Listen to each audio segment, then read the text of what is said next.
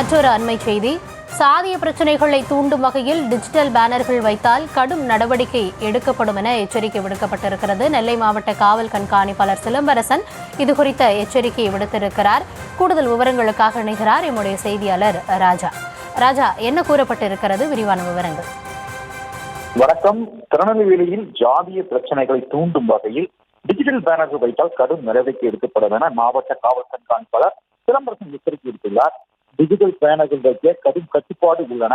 நீதிமன்ற வழிகாட்டின்படி உரிய அனுமதி பெற்ற பின்னரே டிஜிட்டல் பேனர்கள் வைக்க வேண்டும்.